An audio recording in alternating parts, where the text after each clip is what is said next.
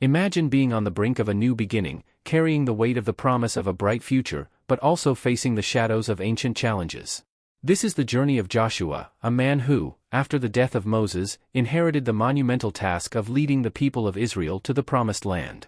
At every step, Joshua faced fears, doubts, and obstacles that would have stopped anyone.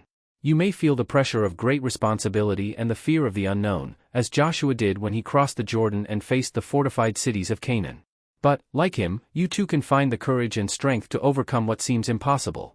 Joshua didn't just conquer lands, he showed us how faith and determination can transform challenges into achievements. His story is a testament to the fact that even in the face of adversity, there is always a solution when you maintain faith in something greater. Come and learn about the journey of a leader who, with courage and fidelity, showed the world that true strength comes from believing in the promises made. But before I tell you everything about the story of Joshua, I invite you to subscribe to our channel, because here we will be bringing new videos like this one, with stories of new characters from the Bible, so that you can get even closer to the scriptures like never before. Before becoming the great leader of Israel, Joshua was just a young man who faithfully served Moses. From an early age, he stood out for his willingness to help and his obedience. He was always by Moses' side, learning from his decisions and seeing firsthand how God guided the people of Israel.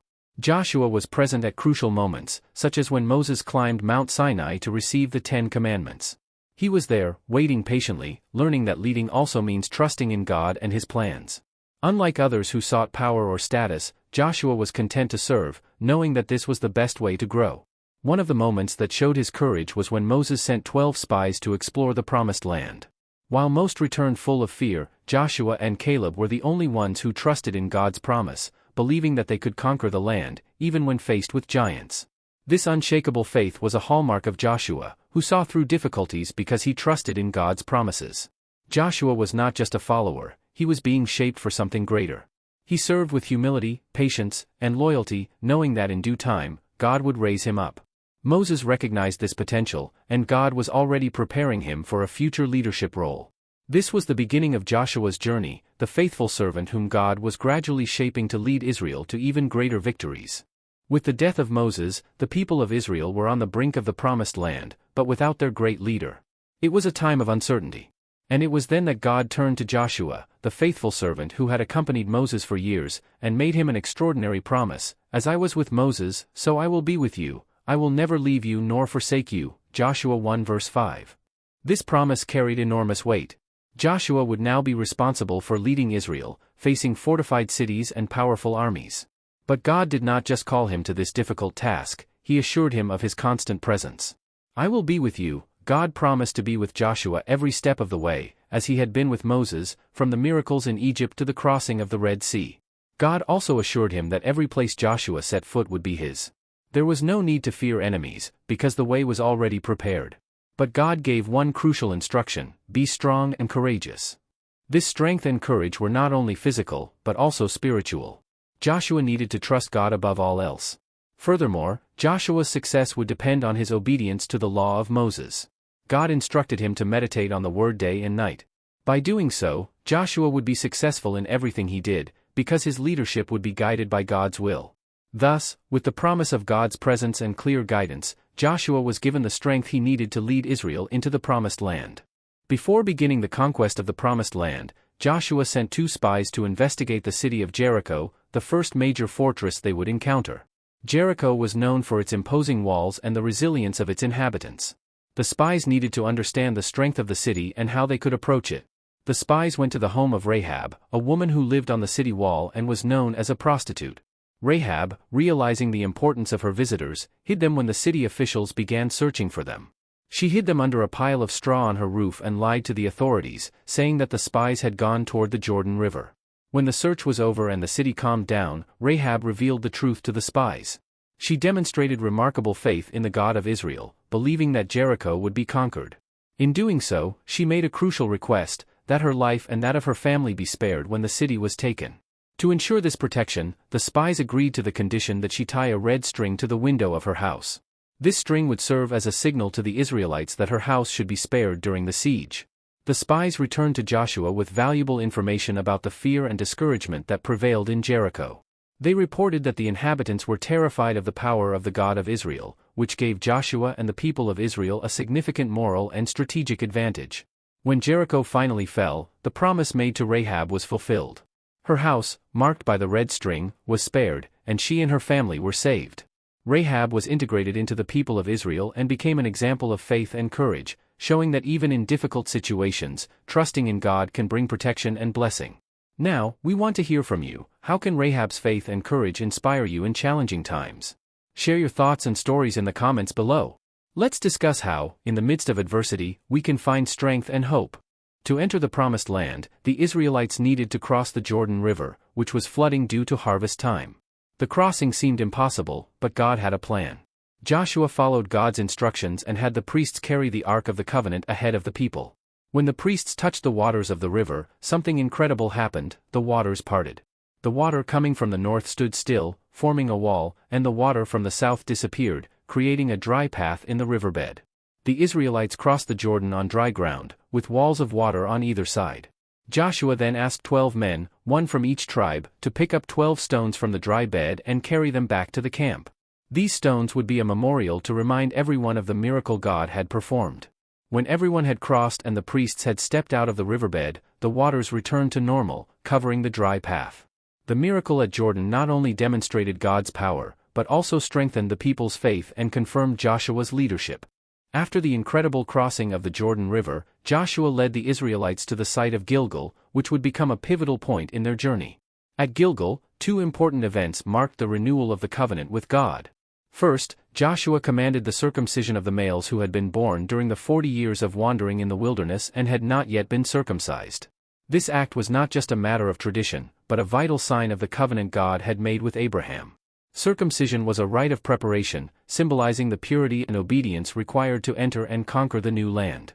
In addition, Joshua celebrated the Passover at Gilgal, a significant event that commemorated the Israelites' deliverance from slavery in Egypt. This Passover was special because it marked the end of the provision of manna they had received in the wilderness.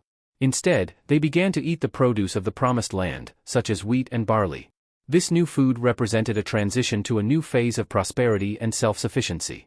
The renewal of the covenant at Gilgal was a time of consecration and spiritual strengthening. Gilgal was not only a place of rest, but also a symbol of a new beginning for the Israelites, confirming their commitment to God and preparing them for the battles and conquests that would come in the Promised Land.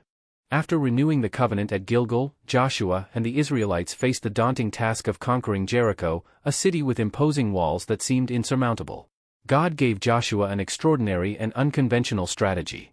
God instructed Joshua to have the army of Israel march around Jericho once a day for 6 days without attacking. The Ark of the Covenant, which symbolized God's presence, was to be carried by the priests while 7 priests blew ram's horns in front of the people. The Israelites followed these instructions, marching in silence around the city walls while the inhabitants of Jericho watched, perhaps wondering about the purpose of their action. On the 7th day, the plan reached its climax. Joshua ordered the army to march around the city 7 times instead of once. After the final lap, Joshua gave the signal for the priests to blow their trumpets and for the people to shout loudly. As the sound of the trumpets and the collective shout of the Israelites echoed, a miracle occurred: the walls of Jericho began to collapse. The immense walls, which seemed impenetrable, crumbled, allowing the Israelites to invade the city with ease. During the conquest, Joshua fulfilled the promise he had made to Rahab, the woman who had helped the spies and asked for protection for her family. Rahab's house, marked with a red cord, was spared from the disaster and her family was saved. The fall of Jericho was a powerful testimony to divine intervention and God's power, marking the beginning of the Israelites' conquests in the Promised Land and showing that God was with them every step of the way. If you are enjoying learning about the story of Joshua, leave your like on this video, so that YouTube can recommend our latest videos for you to watch and you can get closer to the stories of the main characters in the Bible every day. After the victory over Jericho, Joshua and the Israelites faced their next challenge, the city of Ai. Thinking that Ai was a small and easy city to conquer, Joshua sent only a portion of the army. However, the battle did not go as expected. The Israelites were defeated, with about 36 men killed, and had to retreat. In desperation, Joshua prayed to God to understand the reason for their defeat. God revealed that there had been sin in the camp. Achan, of the tribe of Judah, had disobeyed God's orders by hiding a Babylonian cloak, silver, and gold from Jericho that should have been consecrated to God. Joshua investigated and discovered Achan and his family, who confessed their sin and showed them where they had hidden the stolen items. As a result, Achan and his family were punished by being stoned and burned. With sin eliminated, Joshua and the Israelites attacked Ai again, this time with a more careful strategy. They successfully captured the city, reaffirming the importance of obedience to God and trusting in His instructions. After the victories over Jericho and Ai, the reputation of the Israelites spread, and the neighboring cities feared that they would be the next targets. The Gibeonites, from a nearby city, fearing invasion, decided to deceive Joshua and the Israelite leaders. They sent ambassadors disguised as travelers from distant lands, wearing tattered clothes and carrying old provisions, and claiming to have come from a distant region to make a peace treaty.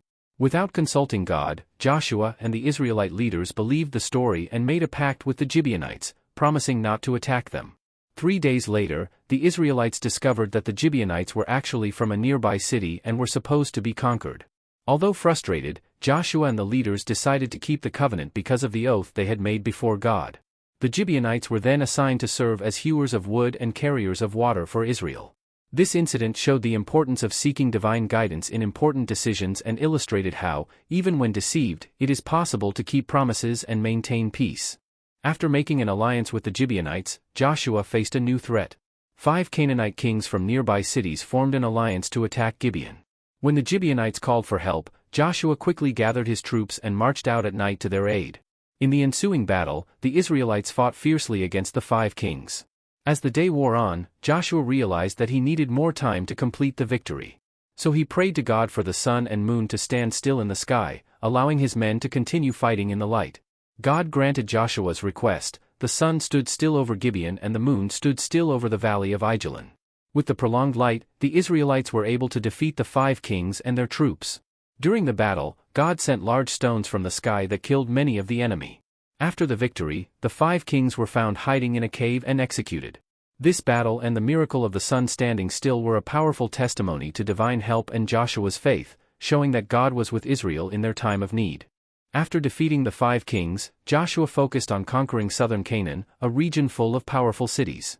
The campaign began with the capture of Hebron, a fortified city inhabited by giants known as the Anakim. Joshua led a well-planned attack, surrounded the city, and, with divine help, defeated its inhabitants, securing the conquest of Hebron.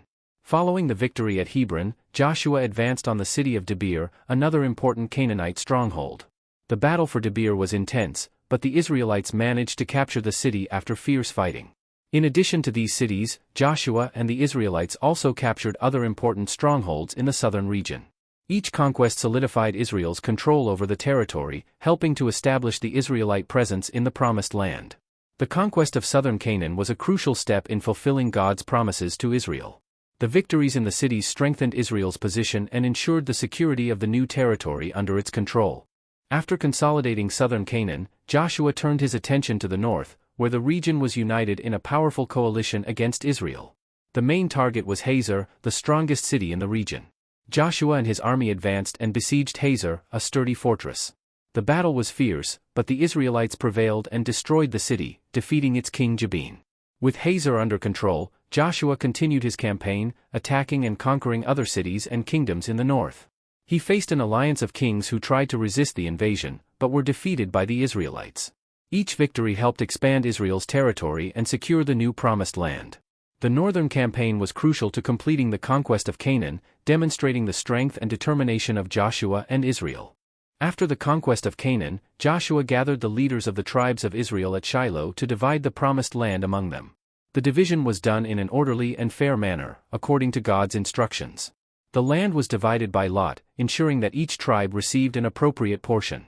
The tribes were distributed according to their needs and population size. The tribe of Judah received a large area in the south, while the tribes of Ephraim and Manasseh received territories in the center and north. The tribe of Levi, dedicated to the service of the tabernacle, received cities scattered among the other tribes rather than their own area. In addition, cities of refuge were established to protect those who committed accidental homicide. The division of the land marked the fulfillment of God's promises and the beginning of a new era for Israel, establishing each tribe in its inheritance in the Promised Land. As Joshua neared the end of his life, he gathered the leaders of Israel together at Shechem to deliver one last important message. He wanted to ensure that the people would continue to follow God and honor the promises he had made. Joshua reminded the Israelites of the great wonders God had performed, from the deliverance from Egypt to the conquest of Canaan. He challenged the people to choose whom they would serve, the ancient gods or the Lord. He firmly stated, "As for me and my house, we will serve the Lord." Joshua renewed the covenant between God and Israel by writing the law in a book and placing it next to the Ark of the Covenant as a continual reminder. He made a final plea for the people to remain faithful and obedient to God's laws. After this inspiring speech, Joshua died in Timnath-Serah at the age of 110. His legacy as a dedicated and faithful leader was secure. He ensured that Israel would keep their covenant with God, setting an example of devotion for future generations. And so, we have come to the end of our journey through the story of Joshua. We have seen how he, with courage and faith, led the people of Israel to conquer the Promised Land. From moments of challenge and doubt to victories and overcoming, Joshua showed us that, with determination and God's help, we can face any obstacle. Joshua not only conquered cities and lands, he also left us valuable lessons about trust and perseverance. His story teaches us that, even when everything seems difficult and uncertain, we can find strength and hope by standing firm in our beliefs and promises. Remember, Joshua's journey is an example that great achievements begin with courageous steps and unwavering faith. Just like him, you too can overcome challenges and achieve your goals, as long as you maintain courage and self-confidence. Thank you for following us on this incredible adventure. If you enjoyed Joshua's story and the lessons it taught, don't forget to subscribe to our channel so you don't miss any more videos like this. Until next time, where we will continue exploring more inspiring stories and precious teachings.